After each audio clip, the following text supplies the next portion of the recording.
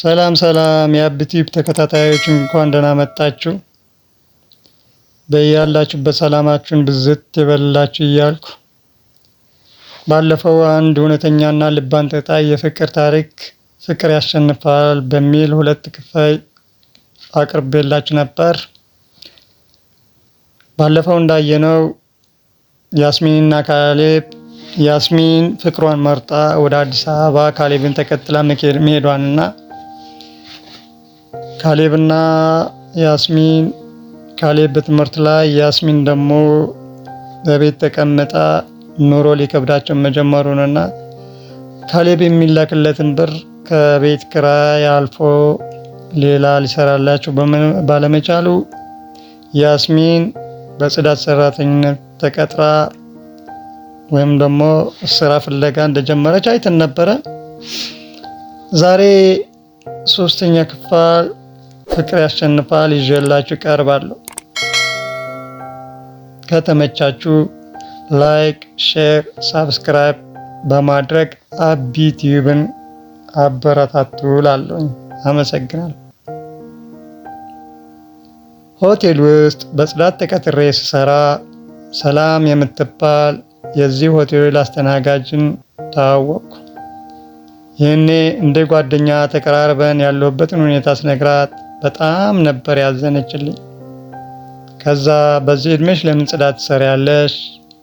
ለምን አስተናጋጅነት አትገቢም? ከዛ በቀን በምታገኘው ቲፕ ብዙ ነገር ያግዝሻል ስትል መከረችኝ።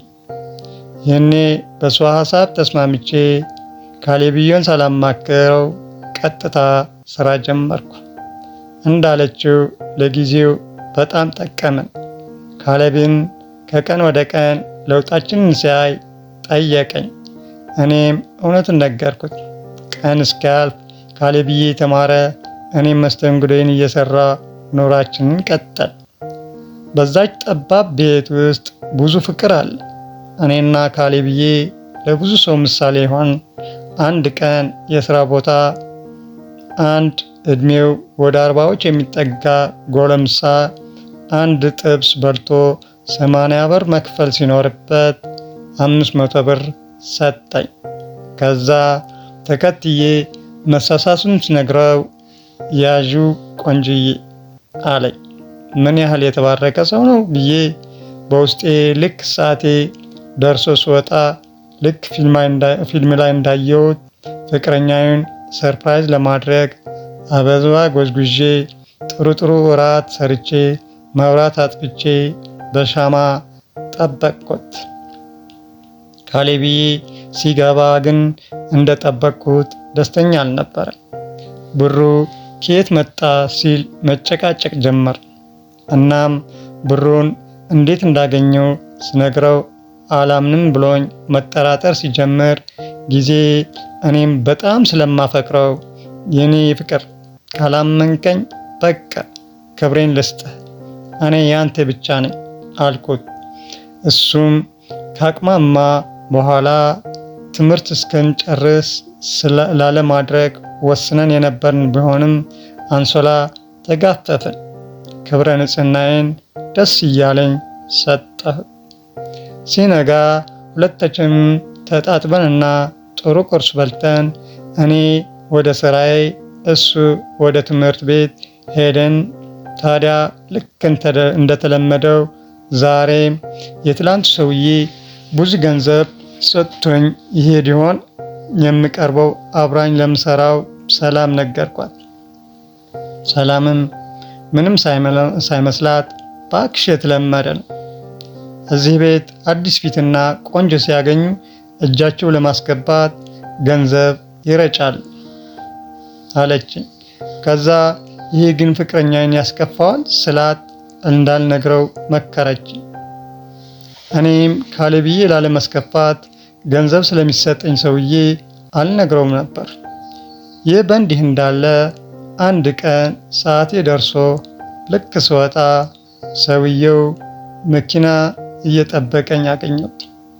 ከዛ ካልሸኞሽ ብሎኝ አስጨነቀኝ። ከሱ ጋር እየተማጎትኩ ሰላም መጣች። ይህኔ በአክሽ ነይ እንግባና ያድርሰን ብላ አስገባችኝ። እኔም እየቀፈፈኝ መኪና ውስጥ ገባሁ። ልክ ደርሰን ስንወርድ ሰውዬው ወርዶ ደህና ደሪ በይ ብሎ ሲያቅፈኝ ካሌብ ተመለከተ። ልክ እንደ ሌባ ደንግጬ ካሌብዬ ብዬ ወደሱ ሲሄድ ትቶኝ ሄደ። ካሌብዬ ከሰውየው ጋር ሲያየኝ በጣም ተናዶ ጥሎኝ መሄዱን ይበልጥ አስደነገጠኝ። እኔ እንኳን ከሱ ሌላ ወንድ የማማገጥና ስለ ክብሬ እንኳ የማስብ ሴት አይደለሁም።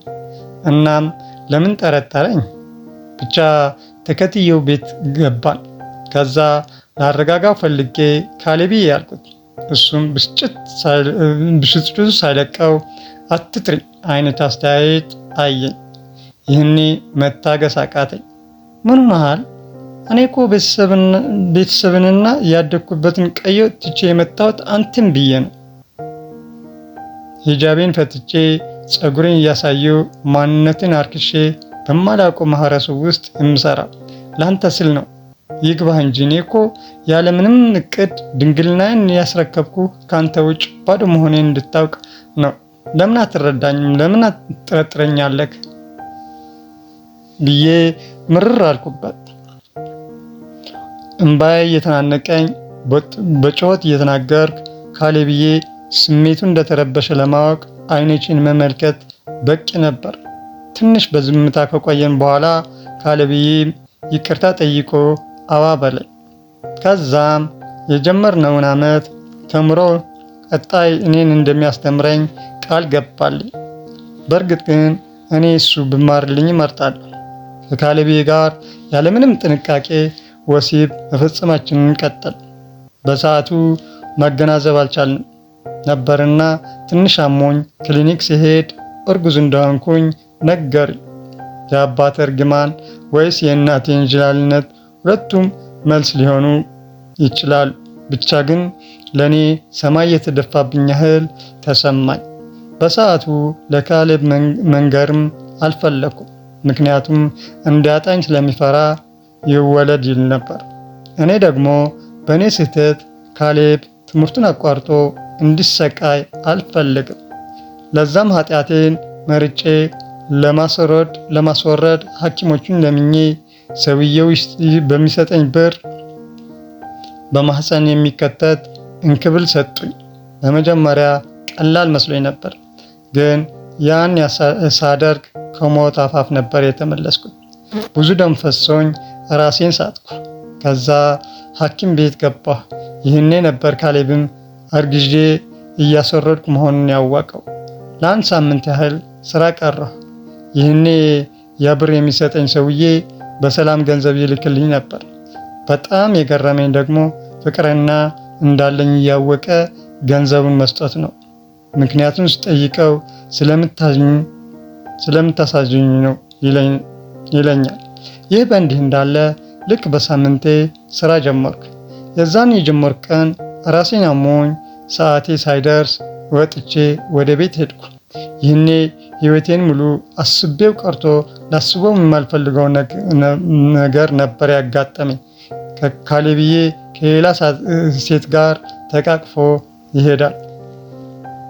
ካሌብዬ ከኔ ሌላ ሴት በእጆቹ መንካት የሚያንገበግበኝ ልጅ ዛሬ ተቃቅፎ በጠራራ ፀሐይ የሚሄዱ እውን አልመስልሽ አለኝ። ከማገናዘብ ይልቅ በስሜት መመራት ጀመርኩ። እንደ እብድ እያረገኝ እርምጃዬን እየጨመርኩ ልክ ካጠገባቸው ልደርስ ስል ድንጋይ አንስቶ ልጅቷን መፈንከት አማረኝ። ግን እንደገና ተውኩትና ቀዝቀዝ ለማለት ሞከርኩ። እርምጃዬንም ገታሁ።